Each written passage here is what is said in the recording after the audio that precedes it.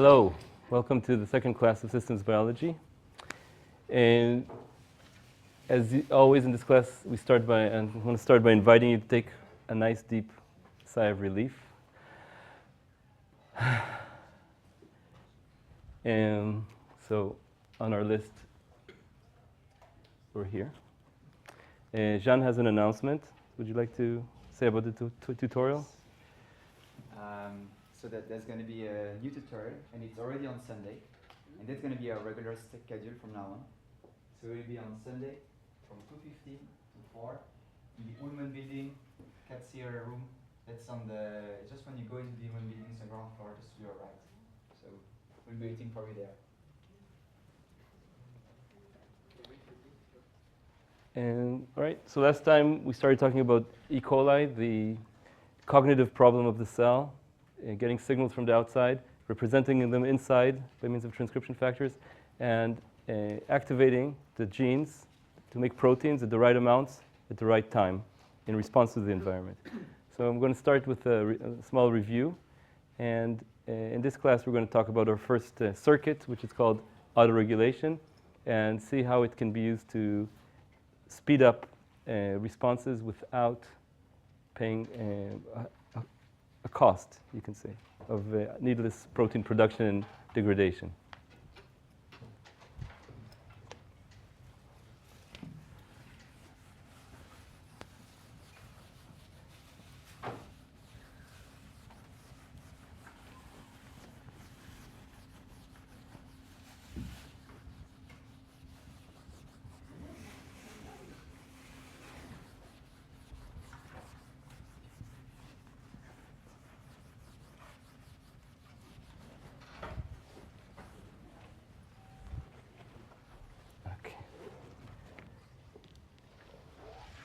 So we looked inside E. coli, and we saw that there's a transcription network where transcription factors bind the DNA and affect the production rate of proteins. Some of those proteins are transcription factors themselves, and they can regulate the production rate of other proteins, forming this dynamical system, gene regulation network.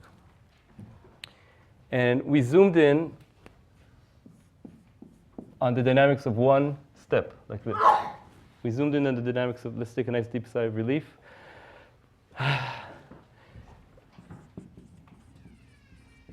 We zoomed in on simple regulation,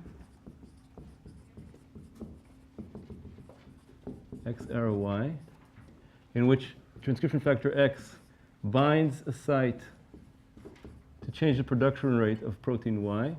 This site is, let's say, a sequence of DNA letters that this transcription factor can chemically recognize. And we ask what are the dynamics of Y production. And we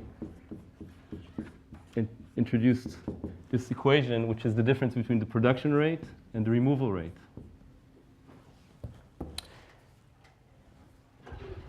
And we saw that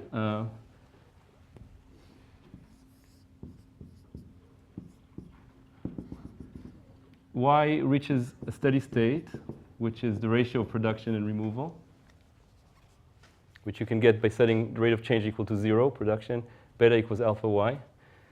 So Y steady state is beta over alpha.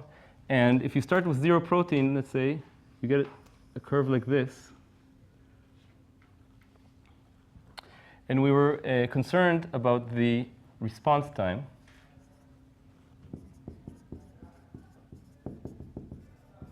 Which is time to reach halfway between initial and final levels in a dynamical process. And we saw that the response, so this is T1/2, it's called the response time, we call it T1/2. So how long it takes you to reach halfway to the steady state. And we saw that this is ln log 2 over alpha, where alpha is this removal rate.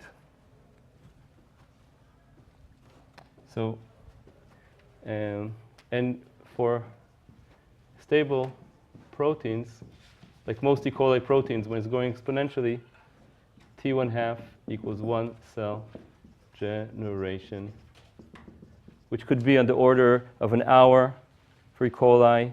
For human cells, it could be a day, which is very slow, because if you want to respond for yourself, not for your children and grandchildren, you better have a faster response time than 1 cell generation. You know, and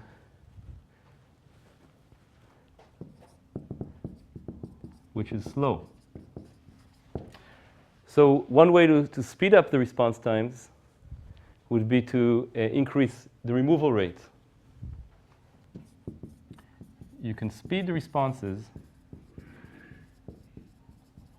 by increasing the removal rate, alpha, let's say by degrading the proteins. Let's take a nice deep sigh of relief for somebody new coming in. But to maintain the same steady state, you need to increase production, beta, right? So that beta over alpha remains the same, which is costly, because to make, what this means is in order to get fast responses and keep the same steady state, you need to make more protein and break them, make them and break them, which is a kind of cycle that uses up material and energy just to get more response time. And E. coli, when it's growing exponentially, doesn't use this strategy very often, except in cases where it really needs very fast response times, like in the heat shock response. Most of its proteins don't get degraded, and they're, without any additional machinery, the response time would be 1 cell generation. And I keep talking about the steady state is important because that's our design constraint. We want a protein that's made in an appropriate level. Let's say it could be 10 copies per cell, 100 copies per cell, 10,000 copies per cell, depending on what the protein does. That's the significant concentration. And that's why T1/2 is when we reach half of that concentration, because that's like a good measure of reaching more or less the optimal concentration for that protein to function. Okay, so the important points for this class are that in simple regulation,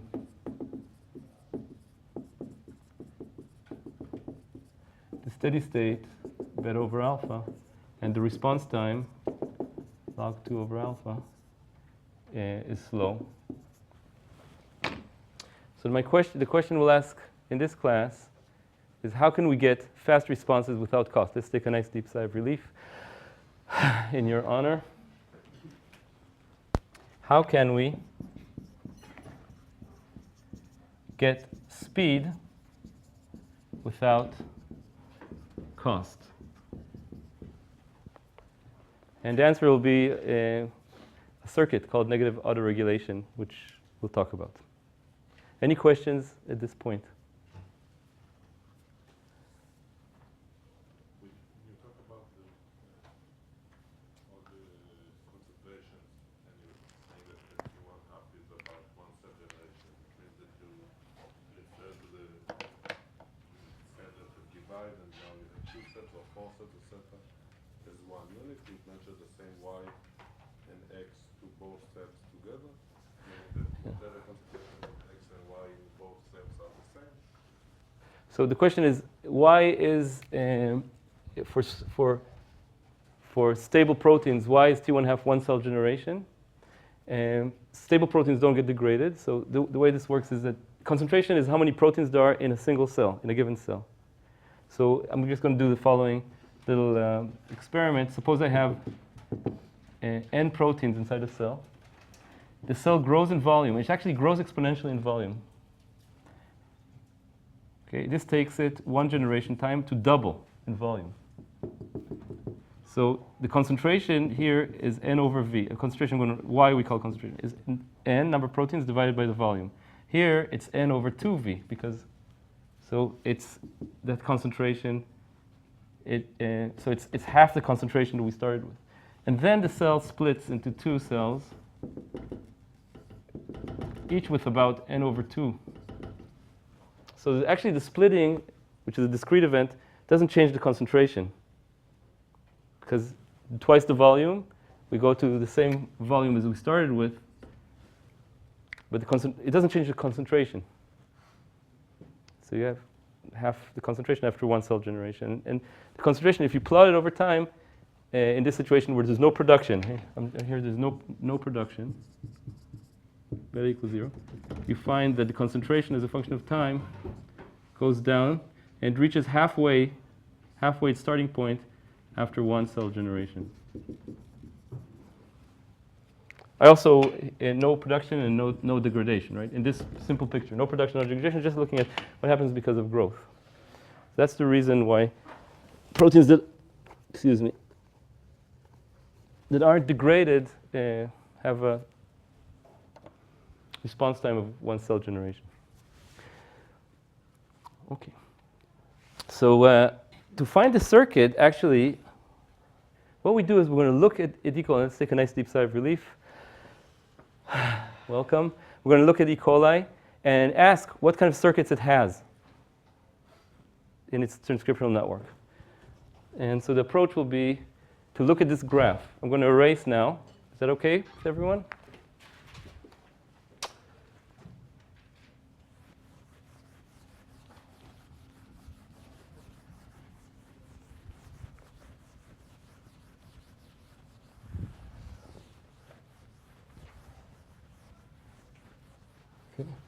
So we're going to look this again.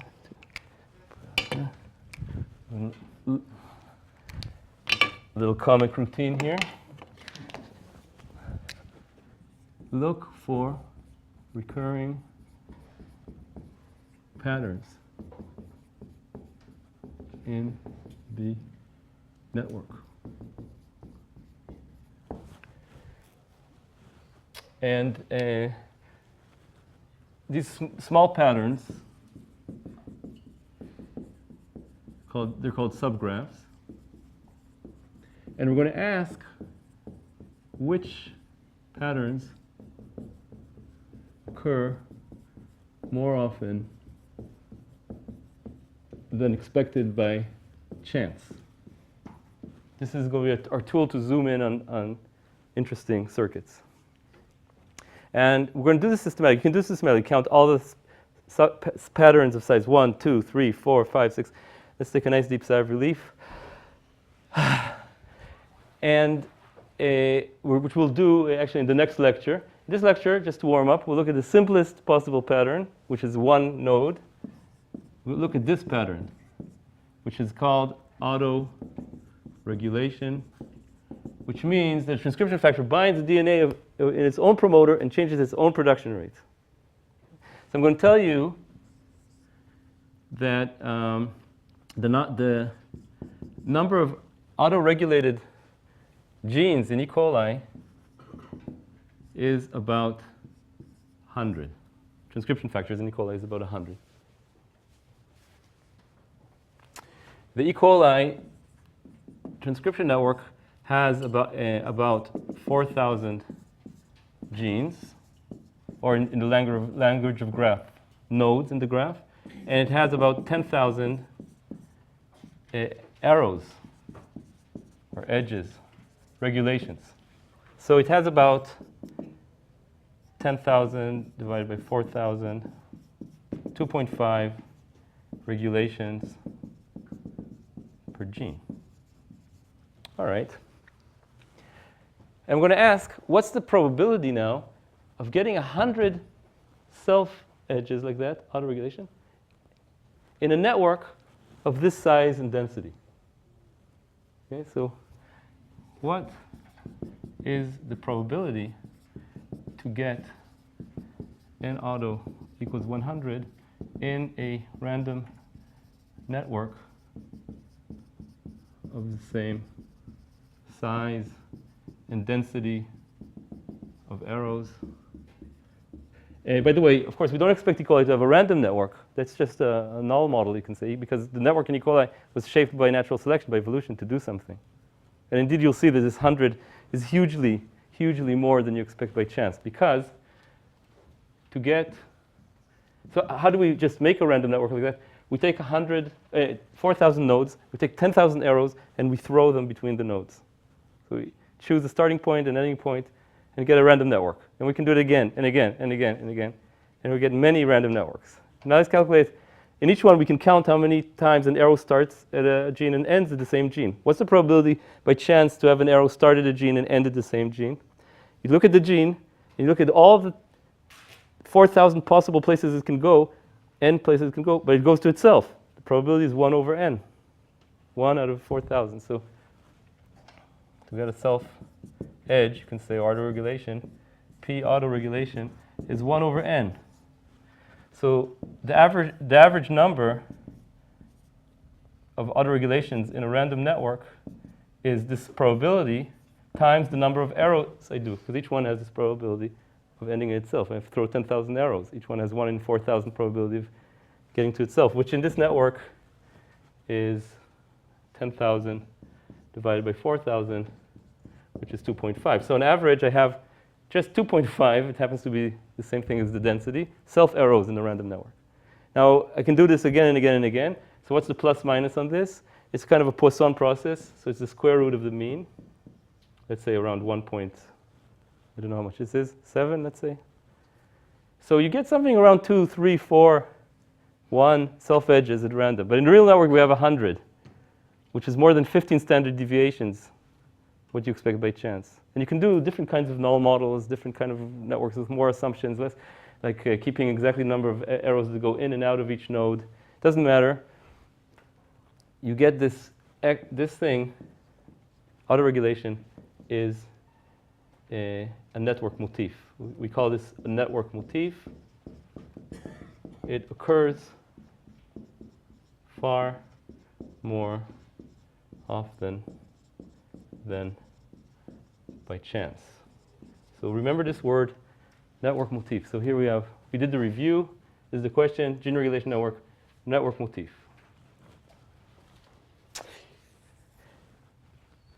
By the way, every arrow here is precious because the actual null model is no arrows at all. If you take, for instance, E. coli has a cousin that got addicted to living inside termites. It's called Buchnera. And termites give it a very constant environment, all the amino acids and the sugars. And basically, it has a constant environment. It doesn't need to think. It doesn't need to change. It just produces all its proteins at fixed amounts to first approximation. And it lost almost all of the arrows. So it's very like the E. coli, but it has only a few hundred genes, not 4,000, and almost no transcription factors. So that's the real null model. Every arrow here is under natural selection. It's very easy to lose an arrow, because what you need to lose an arrow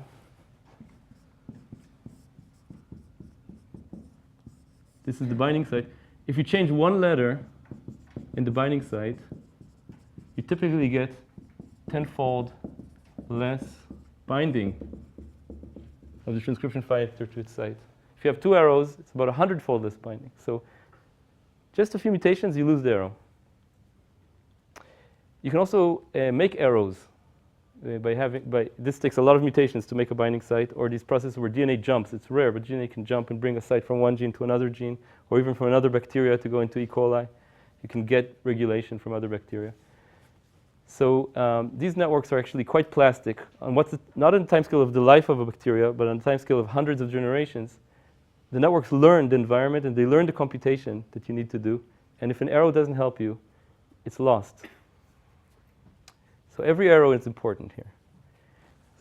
But we're using this random network null model. You can pick out automatically with a computer what patterns are most common and most unexpected.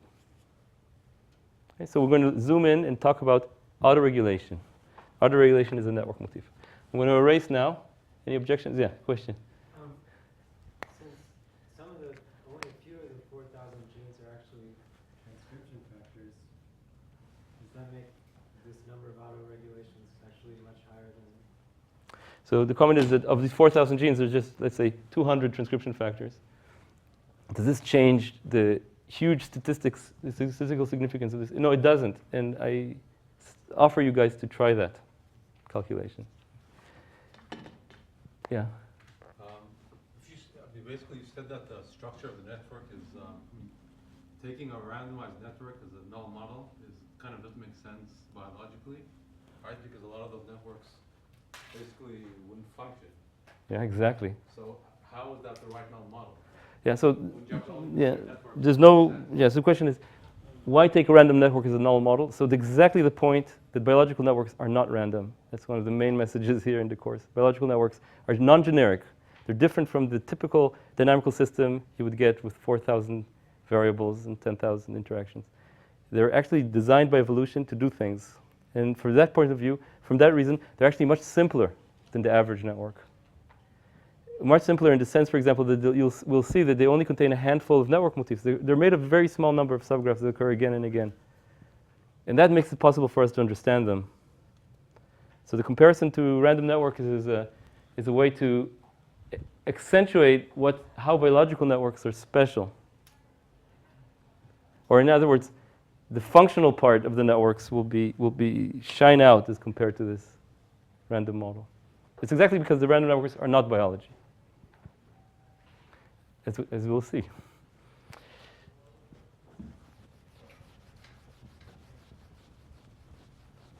In physics, a lot of times we study, like in statistical mechanics or dynamics, the average situation. It's the average configurations of atoms or of molecules in the gas here in the room. In biology, it's very non-generic. It's as if all those molecules came here and built a beautiful, solid nitrogen castle. That's what biology is compared to random. Because of evolution, because of natural selection. And that's why it's so fun to study biology, because it's a different part of the possibility of systems, of matter. Okay, autoregulation is a network motif. I just want to say that most autoregulation is negative. Negative autoregulation. What does that mean? We have our protein Y. This is its gene. And it binds and represses its own site. So Y has a negative feedback on itself. So we're going to ask, what does this do? And the message will be that negative autoregulation speeds response time.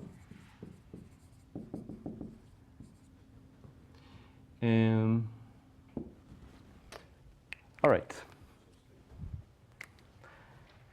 So we talked about network motifs and got to the point of negative autoregulation, which is a nice achievement.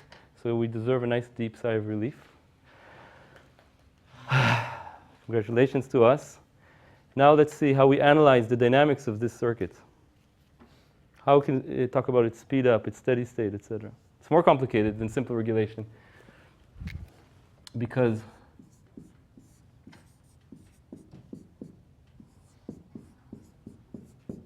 what's the difference? It has the same removal, but now its production decreases with the protein concentration. So we have our production rate as a function of protein. Looks like this. Here I'm using separation of timescales. Y binds unbinds its promoter on the second timescale. I'm averaging out, but its concentration changes on minutes, hours. So averaging out on the, let's take a nice deep sigh of relief. We can talk about the probability of binding, f of y, probability of making an RNA, and assume that y is constant, and use that to see how y changes, and then compute the new probability, see how y changes. So that's why separation of timescales is important here. And it has this function has a typical concentration of halfway repression, which is a chemical binding of Y to its own DNA. It depends on the shape of Y and on the sequence. I'm going to give you an elegant way to calculate or to understand things about the system without knowing the shape of f of y or for any decreasing function. So we're going to calculate, we're going to analyze negative autoregulation with for any shape of f of y.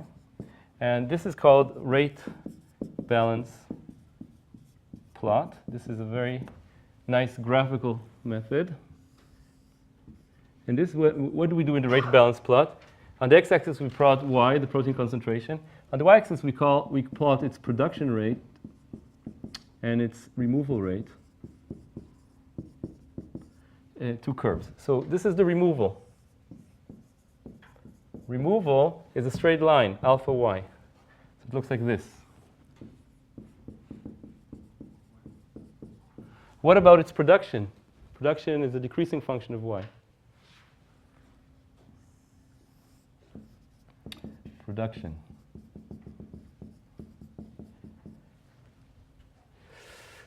The nice thing about this graph is that the difference between these two curves is the rate of change of y, because dy dt is production. So the difference between those two curves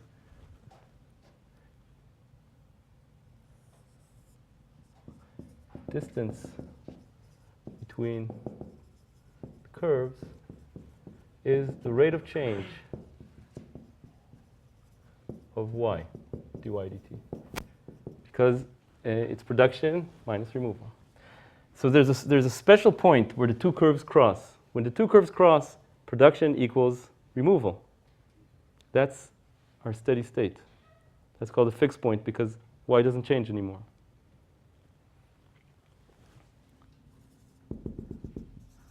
So this is y steady state, where the two curves cross. Yeah? But given that the removal rate has a negative gradient in reality, doesn't it? The y-axis in this case, both of them are different. So what I'm trying to say is, shouldn't we have to draw the removal rate with a negative slope? I see what you're saying. Yeah, here it's production minus removal. But in the rate balance plot, we plot production and removal. So that the minus sign means that the difference between them is the rate of change. So that's right. We don't draw minus y, we draw production and removal. Removal rate increases with y. But its effect on the rate of change is negative. That's why we draw it in. The y-axis then, is it the same, but they both dependent on the same? Yeah, yeah. All right. Now, so the crossing point of the curves is called the fixed point. And now let's discuss what happens if we go away from this fixed point. If we have less y, let's say, than this fixed point. I want to show you that this fixed point is stable. It's like a magnet. What happens if we have less y? Production is higher than removal. So what happens to y? It increases. And so it moves like this.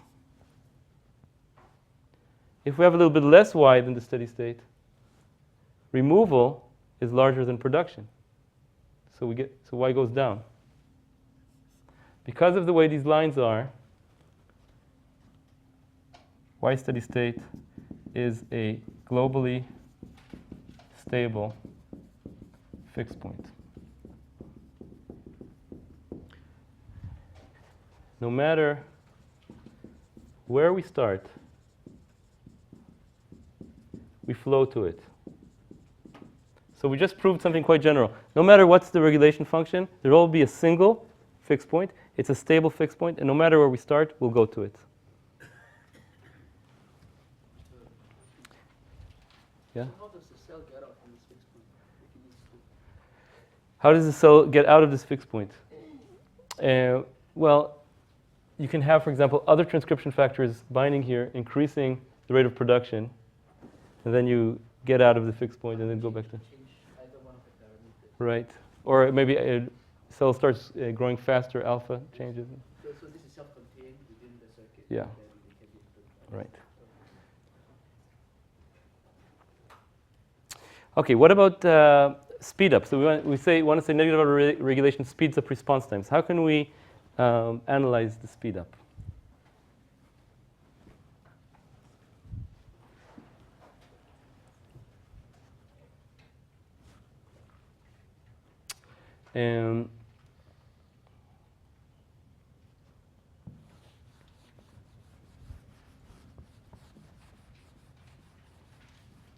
So we're going to compare to simple regulation, whose equation, as you remember, had a production rate that didn't depend on y. But we need to make a fair comparison. To compare two circuits, there's a lot of possibilities. We want to make a fair comparison. So we want to make a this is called a mathematically controlled comparison. This term was coined by Michael Savageau in the 1970s. The idea in mathematically composed comparison is compare the circuits with as many things as you can equal between them. So in this case, we're going to compare simple regulation to negative auto-regulation with the same steady state, because we want them to make the same amount of protein in the end, because that's the functional amount of protein. And also, let's make them have the same removal rate, because if one degrades proteins, it could go faster, but we don't want that. We want to keep the degradation, dilution exactly the same. I can't make them have the same production rate, because that's the difference between them.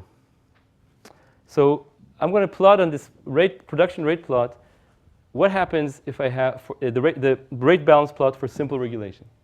The rate balance plot for simple regulation has the same removal line, because I forced alpha to be the same. Its production line is constant, doesn't depend on y. And it has to go through here, because we want the same y. So it has to go through this black point, because that's the crossing point of removal and production. That's the steady state of simple regulation. And it has to be the same, because of mathematical controlled comparison, as negative autoregulation. This is simple regulation production. This is better. Now, just because, so this also shows, by the way, that simple regulation also has a single fixed point, which is globally stable. But the point here you want to talk about is about speed up. So now we need to talk about the rate of change, how quickly you approach this fixed point. The rate of change is the distance between the production and the removal curves. So let's take a point here. And look, for negative auto-regulation, this is the distance between production and removal. For at the same point, for simple regulation, this is the distance, is larger than the same distance for simple regulation. See? Because we had to go, this line goes through the fixed point, and negative auto-regulation has this decreasing function. It has to start above and go down below the simple regulation. Just because of geometry, the distances between production and removal are larger for negative auto-regulation. This means it moves faster. No matter where, it flows to its fixed point faster. Negative auto-regulation flows faster to its fixed point than simple regulation.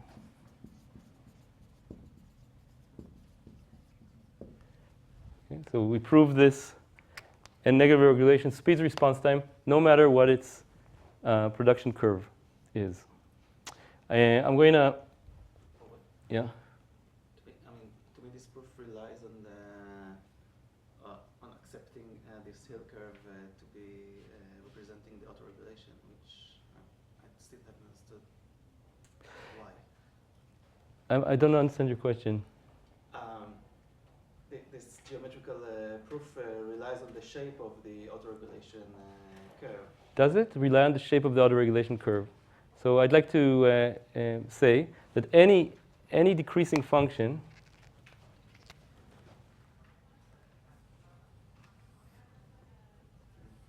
not decreasing. It has to be decreasing. It would do this. Doesn't depend. Doesn't matter if I didn't say the word hill curve yet. I will. But you can calculate exactly the speed up as we will if you assume a hill curve, but this works for anything. That's why this rate balance plot is so powerful, in my opinion. Explain again, please, why does that fall faster to my steady state? The result of the difference in distances? The distance between production and removal is the rate of change. Because distance between production and removal is the rate of change, according to the equation. Because of the geometry, the distance in negative autoregulation is always larger than the distance from simple to its negative autoregulation. Therefore, it moves faster. Rate of change is faster. Also on this side, by the way, this distance is larger than this distance. So you know whether you start above or below high, low protons, you flow faster. I'm going to draw this for you in a different way.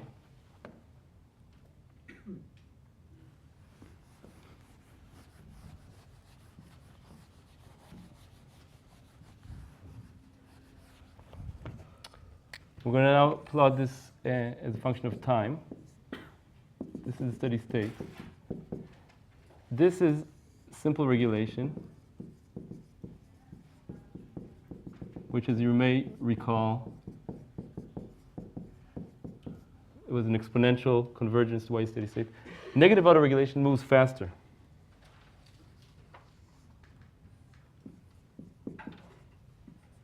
So if you want to reach half steady state,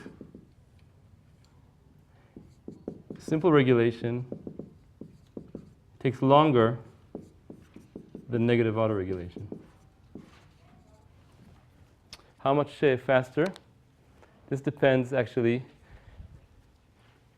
on the shape of this curve, and in particular how high this is. If you make production, the production of this y very, very strong. Let's take a nice deep sigh of relief for you, Val. Then the production rate has to do this initial slope. You can go very fast. You can go very, very fast.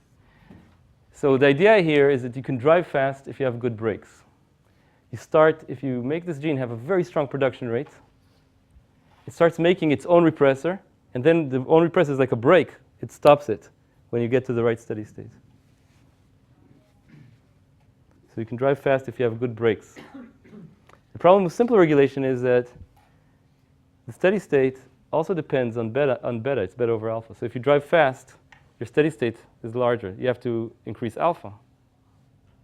Here you don't have to increase alpha for negative level regulation in order to get as fast as you want. With the limitation, of course, that you can't make an infinite amount of proteins. You can only make, let's say, 100,000 proteins per generation from a gene in E. coli. And also there's a delay that I wiped under the carpet here, the couple of minutes it takes to make RNA and then protein, which you need to see the first protein. So you can't be infinitely fast, there's limits, but you can be easily, tenfold faster, 10 times faster than simple autoregulation. And this was experimentally demonstrated in different systems as negative autoregulation, like DNA repair in E. coli, and systems in genes in the immune system and in others.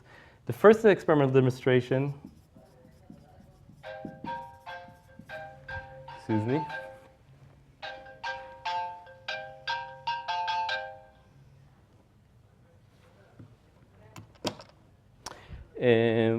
used, no, actually, it's not Serrano. It's actually, I'm wrong here. Sorry. This is actually something we did in our lab. Nitzan Rosenfeld was a PhD student at the time, 2002. We took the gene for a repressor and glued it to green fluorescent protein and made another bacteria where the same green fluorescent protein, this is a repressor, represses its own site. And we compared these two. And we plotted how much green fluorescent protein there is as a function of time.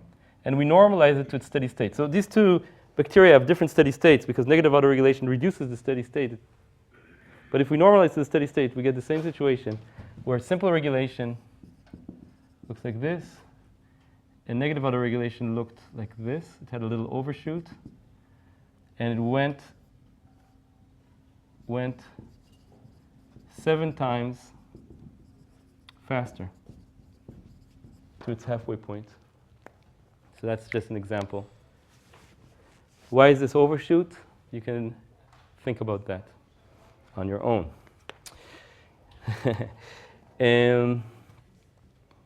All right, so let's see where we are.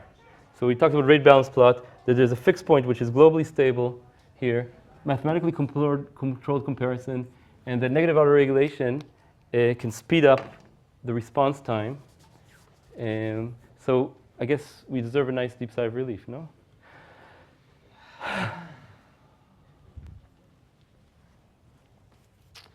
So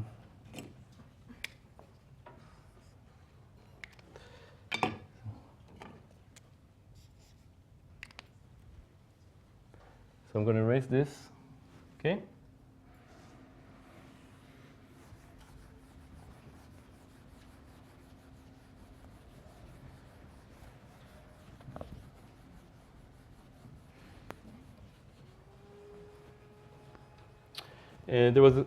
I just want to tell you that, in fact, we do have a good idea of what these f of y, these regulatory functions, look like. So we say often a good formula for gene regulation it's called the Hill function. This is very useful for mathematical modeling.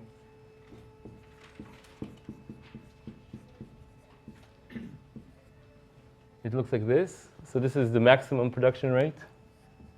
And this is the halfway point. And n has to do with the steepness. So I drew here 3 curves. This is n equals 1. It's not so steep. And this is, let's say, maybe n equals 4. It's more steep. And as I increase n more and more and more, I get close to a step function. And this is called the Hill coefficient. And it usually ranges between 1 and 4 in real systems. And the reason it comes about is these activators and repressors often work as dimers, pairs, or tetramers. And therefore, they have this ability, when one binds, to help the other one bind. And this gives cooperativity and this nonlinearity. And it comes from this is like a partition function of this process. We can calculate, if we put a Hill function in our equation, we can calculate exactly the shape of this graph. And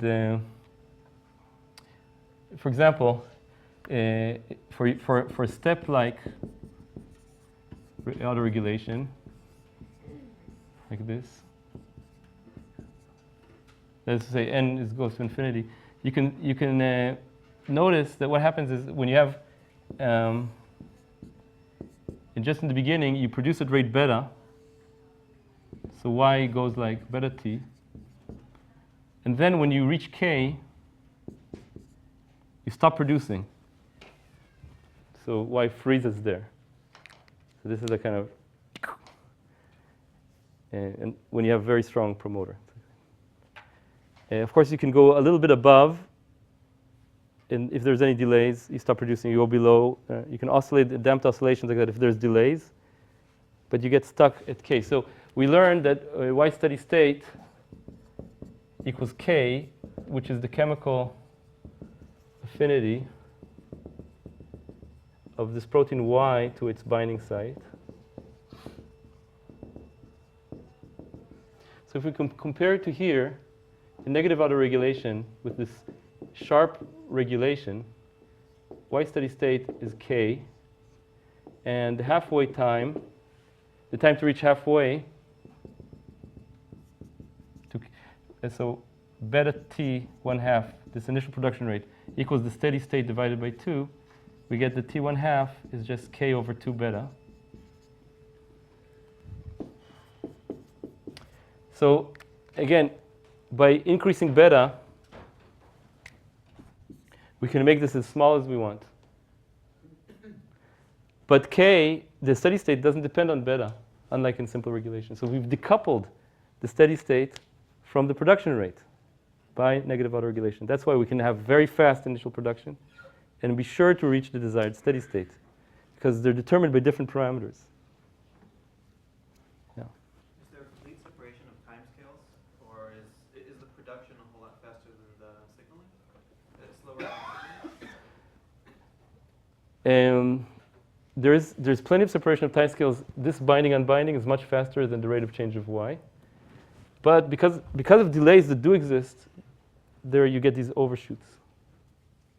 So sometimes when separation of timescales becomes less absolute, you start getting chatter like that a little bit.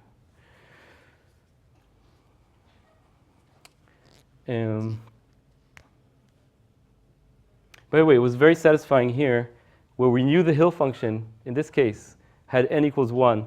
And when you plug in how much faster you get with this Hill function, you get 7 times speed up. So this was quantitatively like the mathematical prediction. And maybe in the exercises you'll get to play around with the speed up for different Hill functions. Yeah.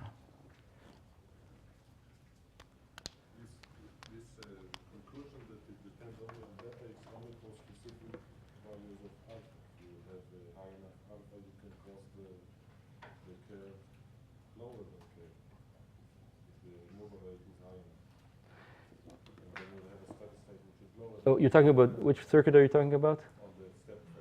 On the step function. Yeah. This approximation I made here is an approximation that, okay, if I didn't have negative autoregulation, I'm going to make beta so big that steady state would be over here. And therefore you can, so it's like saying that the removal, you can neglect it, it's so fast you can neglect removal in the beginning. That's the approximation I made here to make a simple calculation of the response time. So I make such a strong promoter, its steady state would be here, but because of negative autoregulation, as soon as there is enough y to bind its binding site enough, it stops it.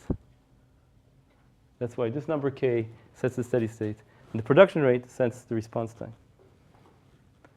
And of course, evolution can play with all these numbers by changing those letters, and you can tune the response time, the steady state, as you wish. And indeed, in our experiments we did on evolution in the lab, you can see that the steady state can, over a couple hundred generations, can tune itself to its optimal level if you change conditions by mutations.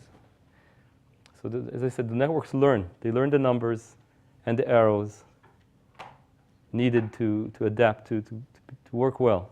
Why? Because if there's another bacteria with better numbers, it'll make more babies, and it's an exponential process and take over the test tube.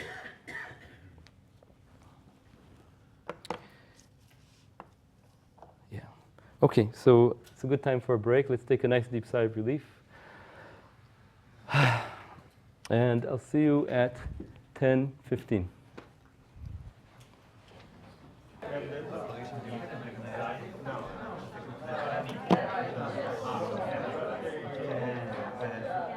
Okay, I invite you to take your seat, including I invite you to sit down if you'd like. Okay. Okay. Good. So as people are sitting down, let's take a nice deep sigh of relief.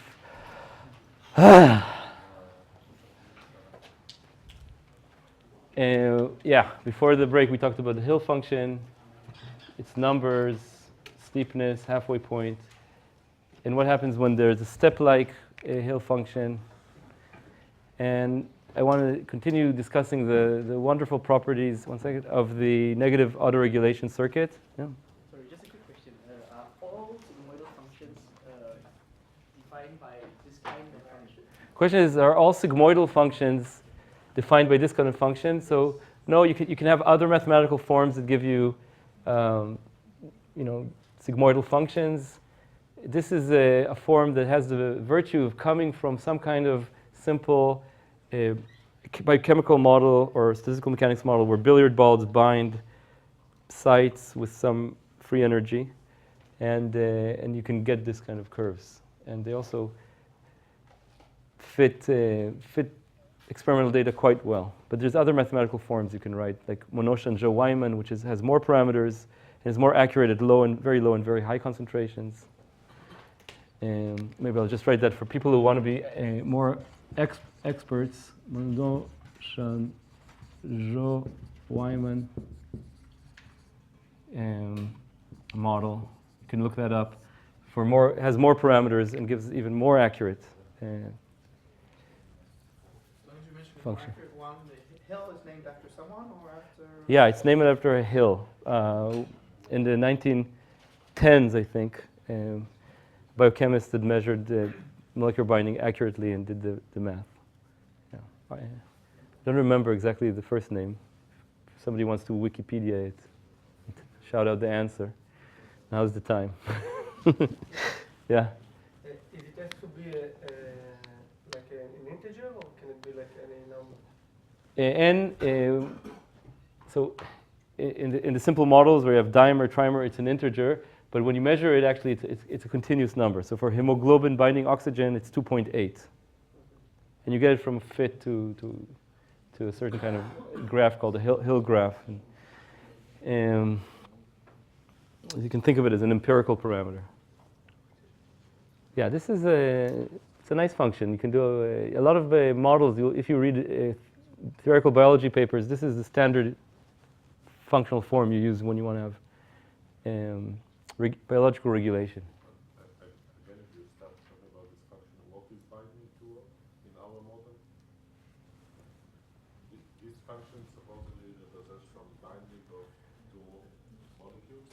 Yeah, it's binding of Y to its own promoter. Or more generally, binding of a transcription factor to its promoter.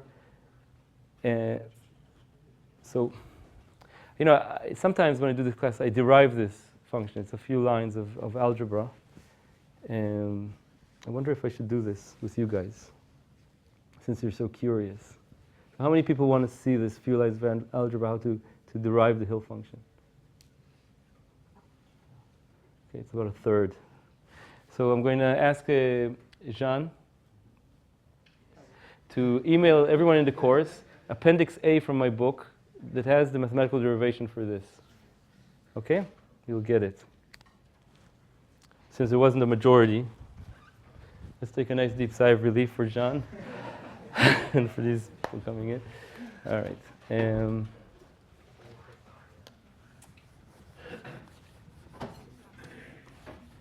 It's very good questions you're asking.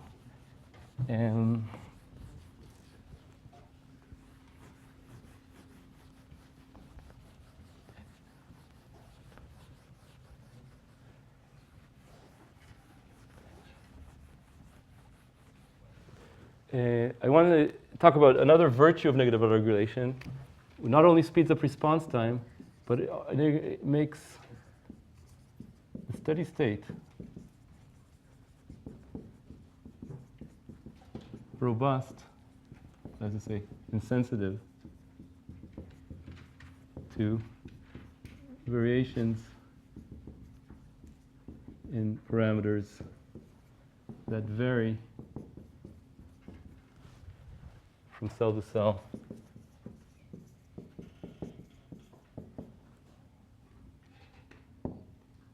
Also to biological noise. Why is that? Mathematically, it's because the steady state is determined to a large extent by k. K is a number that's hardwired into the chemistry of the problem. It has to do with the chemical strength of the binding between Y, the protein, that has the same shape in every cell, and the binding site on its DNA, which is the same in every cell, except for these rare mutants, of course. So K is hardwired. It's the same from cell to cell. Y steady state in negative autoregulation is about K, which is hardwired. It's same from cell to cell. But let's say production rate varies from cell to cell Why is that? Because E. coli and I said all other cells are made of biological material, and this biological material means some cell is more active in making proteins, the next cell is less active. There's also stochastic processes, so if you make a few RNAs per unit time, you can't control that. There'll be fluctuations. When you make 5 RNAs in an hour, some cells will make 7, some cells will make 3. So this leads to noise. I'm going to plot this noise. I'm going to look at different cells, E. coli under the microscope. And let's say, look, these are green fluorescent. You have this green fluorescent protein tagged to a gene. You'll find that the amount of green varies from cell to cell. So I'm going to plot here how much of a given protein cells make. And this is the probability of finding a cell with that number. So this is the probability distribution function. And if this is the average y, you'll find cells that have more or less than it. And for simple regulation, this standard deviation over the mean is about 30%. Standard deviation divided by the mean. The higher the amount of protein, the smaller this is, but that's a typical number. If you have negative autoregulation, check it out. Negative autoregulation. First of all, the Y steady state doesn't depend on things that vary like beta. And second, the stochastic noise, if you move away from the steady state, remember that negative autoregulation pushes you back quickly. Right? Remember that? Just because of the same reason it speeds responses. So if you have a fluctuation, you get rid of it faster than simple regulation. And for that reason, if you measure the green distribution, it looks like this. Of course, it has the same area because probability distributions have an area of 1. But the standard deviation divided by the mean has 10%, let's say. And this is an actual experiment done by Serrano, Bichke and Serrano, 2000. And you can see it across systems again. So negative regulation also has the virtue of being more resistant to noise.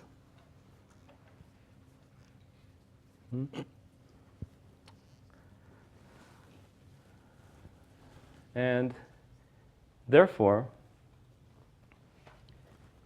if we think now, so engineers, let's say engineers learn about negative feedback in engineering school, okay, and they can put it in when you want it. But evolution doesn't go to engineering school. So how do you get this kind of circuit? So just to tell you the scenario again, so you imagine two identical bacteria, two identical E. coli cells. They're identical except for one difference. One has, and they make protein Y, and they make the same steady state level of protein Y. But one does it with simple regulation, and the other one does it with negative autoregulation. Okay, so A makes it with simple regulation, and B does it with negative autoregulation. And we put them out in nature. Under situations where responding quickly and being precise give you an advantage, then B will make more babies, negative autoregulation. Survive the hardships better. And over time, its DNA will increase in number compared to A. And after a while, you'll only see B. And we look at it and we say, it's like an engineer designed this. So that's how, there's a link, you can say, between evolution, natural selection, and engineering. And I like to think that there's shared principles between things that need to work, to function in the world. And those two, let's say, parallel games going on, one which is natural selection, the one which is human engineering, very different, but they sometimes come up with the same solutions because there's just a limited number of solutions that can actually work in the real world. And I'm very interested in what principles connect objects that need to function, you can say. And I think that it can explain a lot of the structure we see in biology and shed light on it. That's really one of the main messages in the course. Right, so, okay,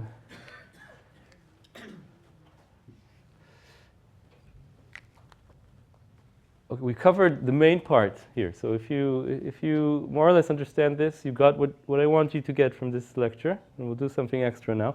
Yeah. What's the disadvantage? So why don't all genes have negative autoregulation? It's a great question. Actually, it'll be a question in your exercises. So I like it.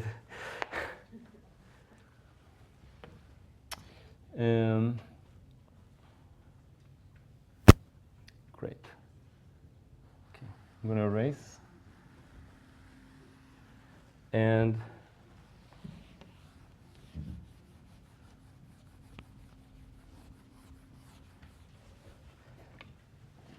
I'm going to talk about positive autoregulation for a while. Positive autoregulation means that a protein increases its own production rate, right? And let's say it's rare.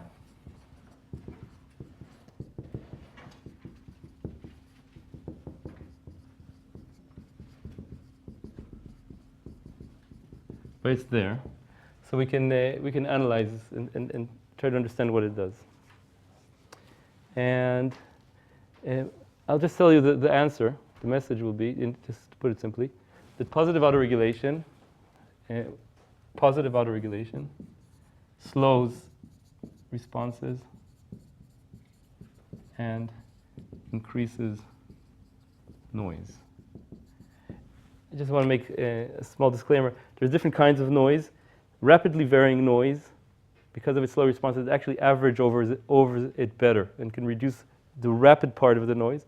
The slow parts of the noise, like changes in parameters, it amplifies. So every noise filter amplifies some part of the noise and takes away other parts of the noise. But because the most important part of noise in biology has this slow variation in production rates, etc., that's why when I say increased noise and decreased noise, that's again more for experts, what I just said. And I'd like to analyze positive autoregulation. So we should be quite expert at this.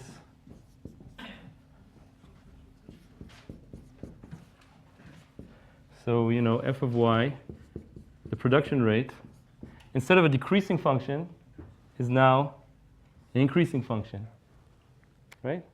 Because y increases its own production rate. By the way, some people ask me about writing down.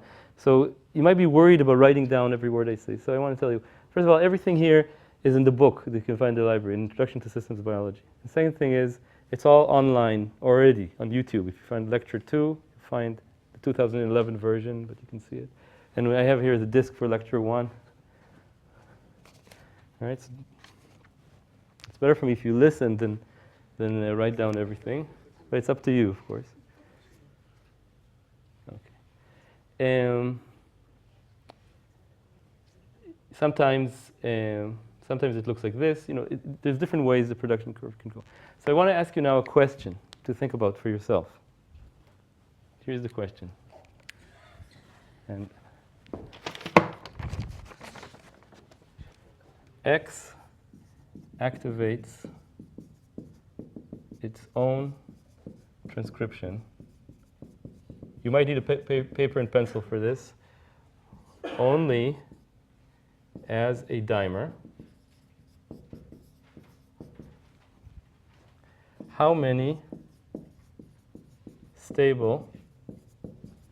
states or fixed points can X levels concentration, right? X concentration have. And I'm going to have A is 1, B 2, C 3, D 1 or 2, E none. Okay? So I'm going to give you a few seconds to think about this.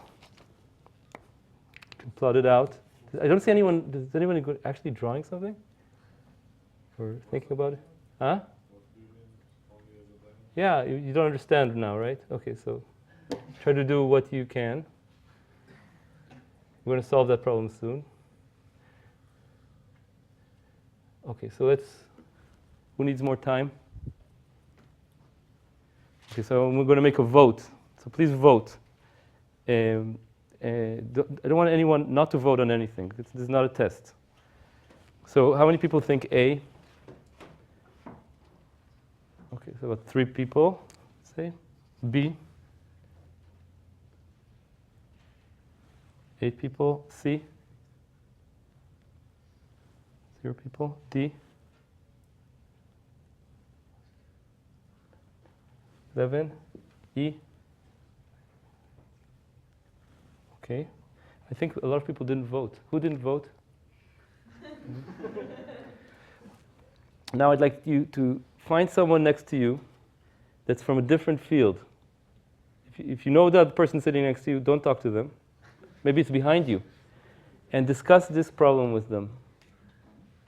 Okay, that's an order. You have to do that. So if you're sitting far away, find someone.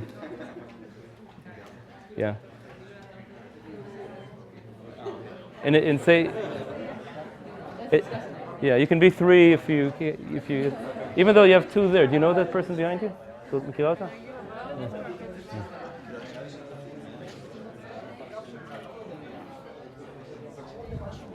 And why don't you, huh? Do you know each other? Okay, so let's talk to each other anyway.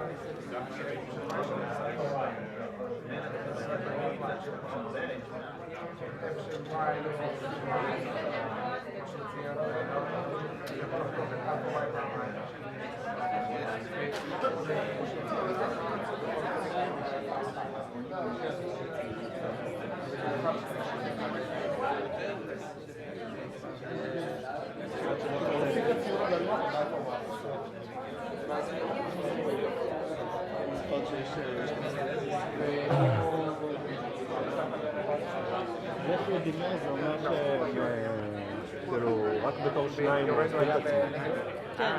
זה אומר שהאילפרס שיש 2. קיבלת תשובה מה זה דימר? קיבלת תשובה מה זה דימר? מפעילה אותו, ה-F של Y.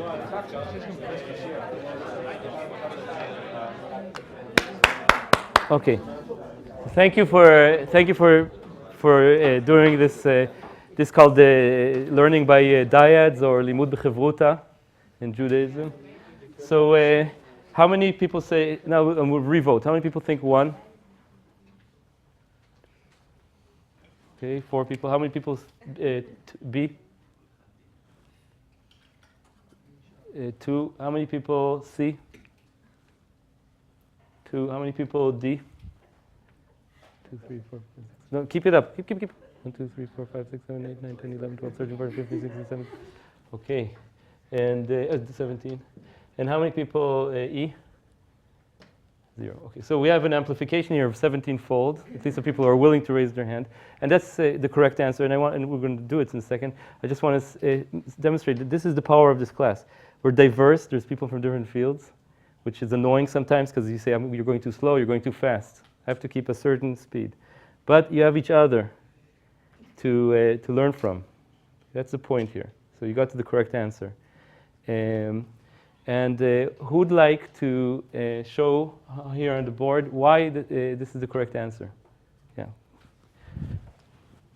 What's your name? Ilya. Ilya. And are you? Yeah. So you have to draw it again. If I remember my engineering studies correctly. It's okay. It's fine. It's okay. You don't have to be correct. We're going to respect you and honor you just for stepping up, right? We're going to give you applause afterwards anyway, no matter what happens. Yeah. So you draw earlier that F shall Y can be either sigmoidally going up or going to saturation. Okay. If we add here alpha Y Yeah. as a point, so it can, well, I drew it not so well, but Okay. basically it can either cut the sigmoidal graph at 2 points or intersect this graph at 1 point. Okay. So, and when they intersect, so that's a steady state. I see. Okay. Thank you. Applause. Okay, so that's almost correct. It's a correct answer, but there's even a more correct answer. So I'm going to sharpen what Ilya said a little bit. So what activates social transcription only as a dimer, right? So we need to use that. And second is stable steady state. So who wants to make an improved version? Yeah. What's your name? Dar. Dal. And which lab are you in? Okay, that's for physics, right? Okay. You're also going to get applause. Okay. Okay. So we know basically because it's a dimer that the activation is parabola. Okay. And our other graph is Okay. a straight line. Okay. So our only two options really are two intersections or one. And you still have to show that it's stable. Yeah. So you need to see that, for instance, if you're here, Yeah. Right. So you're producing. Let's make the removal here green. Yeah. So you're producing less than you're destroying. Right. So you're going to flow basically like towards this, Okay, this point. good. And if you're here, let's see, You're producing more than so you're moving. So this is an unstable point, fixed point. unstable. This is a problem here. This point here, you're producing more than you're removing. So if you get here, you fly out. The problem is there. Okay, so I'm very happy with this discussion because we can see the power of this rate balance plot. You can see stability. And this, of course, proteins can't go to infinity. That's non-biological. So I'm going to tell you that production always saturates. You can't get infinite production, right? So actually, there's another point here. Is this point stable or unstable? So this one would be because here you're fine. Production is greater than removal. So this point here is stable. So okay. So thank you very much. Dao, applause for Dao. So because it's a dimer, this is a simplified way. This is it has to have a sigmoidal function like a Hill equals 2, like that, more or less, because it's a dimer. That's not a theorem, but often that's the case. That's why I wanted people who are biologists to contribute. And as you said, it goes like parabola in the beginning because of this pair binding.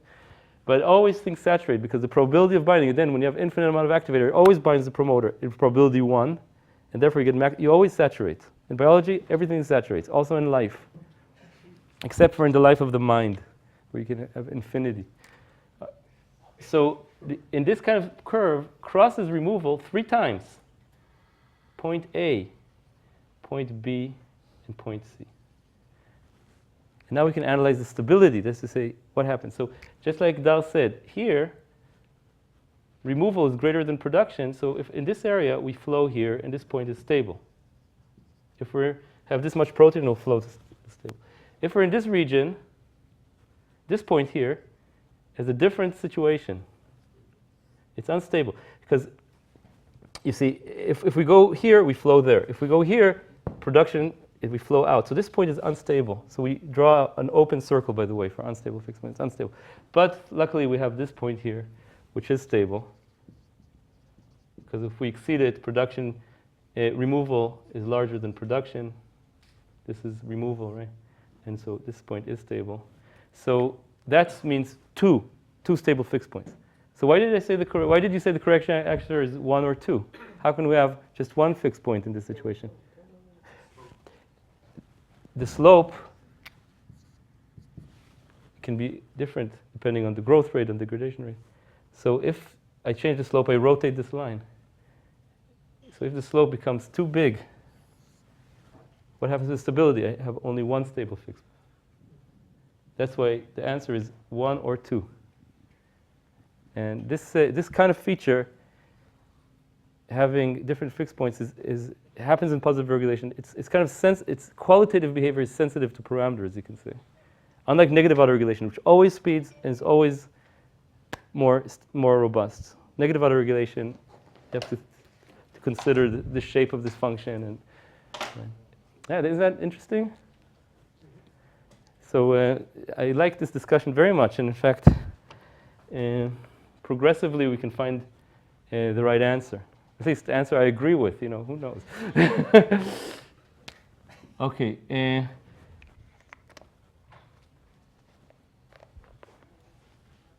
This property here is called this property is called bistability. I wanna spend just a little bit of time talking about this strange situation when you can have two stable fixed points for the same circuit. That's to say, depending on where you start, you get a different answer. Yeah.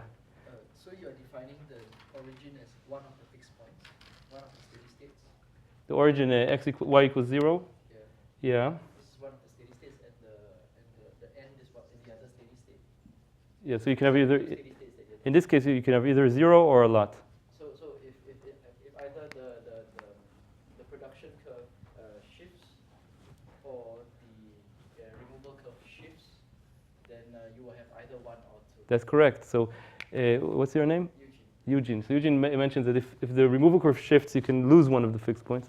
And also if the production curve shifts, if I now add a constant production of y plus another term where y activates itself, that's like lifting up the production function.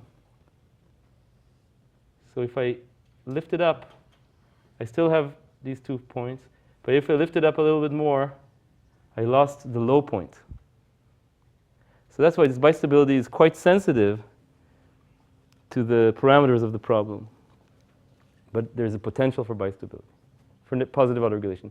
There's never bistability for negative autoregulation. You can never have it. But you can have it for positive autoregulation. You can have a very strange phenomenon. If alpha depends on y, you can have like the line can move. Yeah. So as I said, if alpha depends, if you somehow add another feedback loop, you can get an oscillator from this, and we'll discuss this. A really great oscillator that biology uses, in fact, to make the cell cycle, for example. We'll discuss that in a further lecture. So bistability is pretty cool. Same question before. This diamond property, how does this relate to the sigmoid function of your? So if x only works as a dimer, two x's need to. I wrote here x and I drew there y, and now I realize it. Two x's need to meet at the same place at the same time in order to activate themselves. The probability for that is the concentration of x squared, because there's mass action. And so at low x, this looks like this. And at high x, it has to saturate. So you get this S-shaped curve. That's why the dimer. Why does it has to saturate? Because if I have infinite amount of x, it binds its site all the time. And that's the maximum production you can have. If I add more x, it can't bind more. Everything saturates. In the end, chemically, if I have an infinite amount of x, or a lot of x, it binds its site all the time, and there's no room for more. That's why things saturate. The probability of binding it can't be bigger than 1. Does that make sense to you? Did I explain myself? Not sure where the probability comes into play. What if you need only one protein? How would you end the care loops? Oh yeah, okay, right. If it's not a dimer, yeah. If there's no cooperativity, if there's no all these words, cooperativity, sigmoidal curve, it all means an S-shaped curve.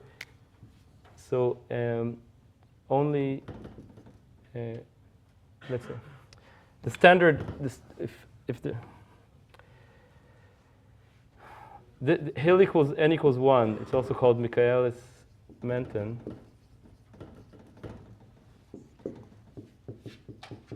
It looks like this. For dimer, it looks like this. For tetramer, it looks like this. So this is the n equals 1, n equals 4 in our Hill function. Hill function for activator.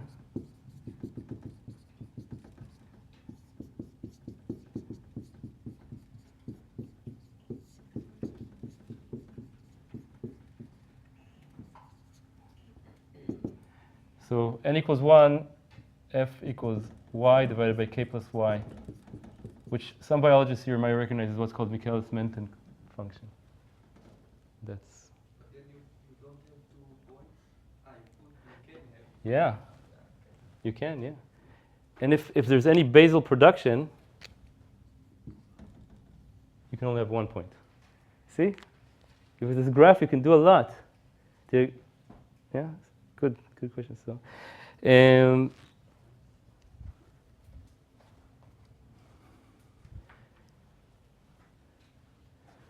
yeah. Why 2 points? The removal is always lower than the production until you get if you have one, you only have one. If you have one. If n equals 1. Yeah, this one here. You have this point and the point at 0. But the point at 0, the production is still higher than the. Oh yeah, it's unstable. That's what you mean? Yeah, correct. The line intersects at 2 points, but for the case n equals 1, it's unstable. In fact, in the exercises, I think you'll prove that you can't have 2 stable fixed points next to each other. You always have to have an unstable one in the middle. That's also something you can think about. You guys that can, or girls that can do these graphs in your head or on the paper. This is really interesting discussion, and it's the first experience for me teaching this course to have this kind of discussion. So the property of bistability. And there's 2 steady states. And which one is chosen depends on the initial condition.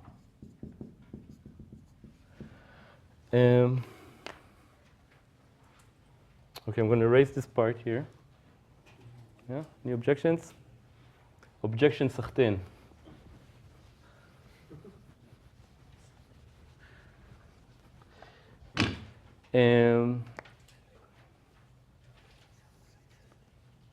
Y time,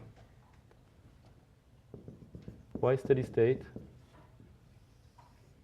simple regulation,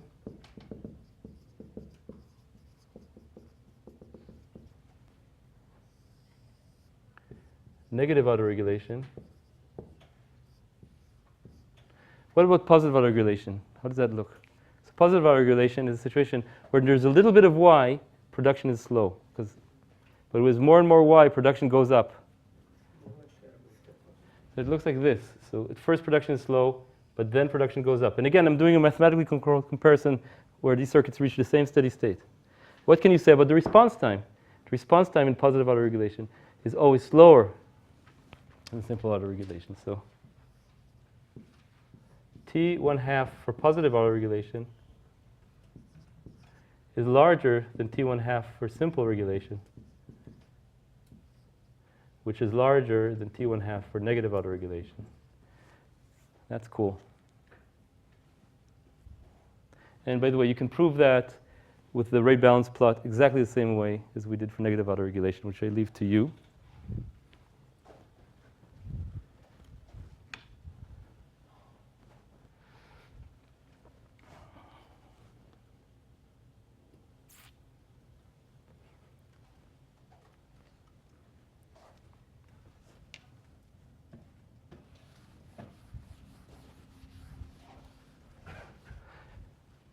So positive autoregulation slows responses.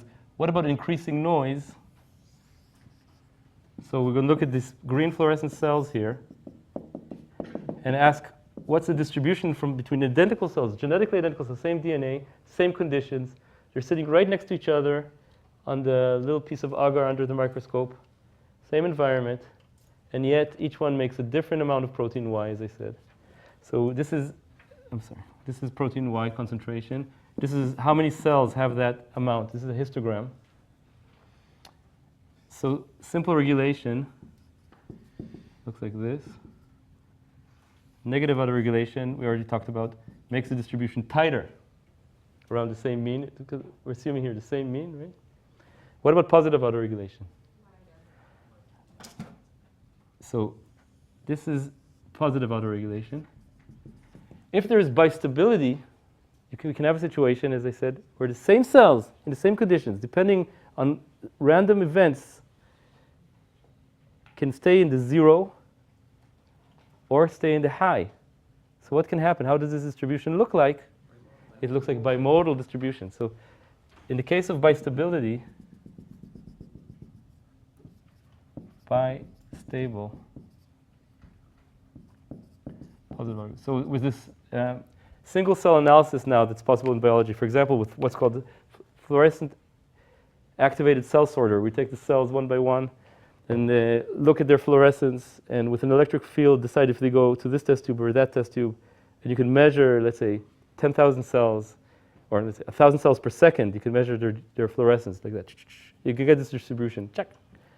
You can see, and there's experimental evidence in many cases, where you can see bistability, so all or none. So if you would take all the cells, crush them, and run them on a gel, and you get a band, and you say, okay, I have 5,000 copies of this protein per cell on average.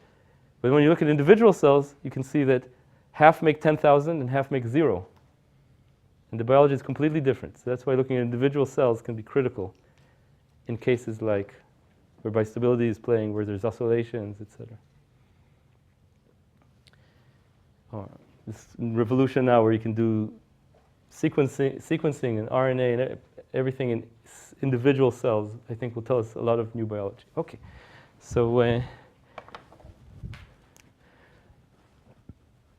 slows bistability, and the only thing left for us is the pleasant thing we can do, which is together take a nice deep sigh of relief.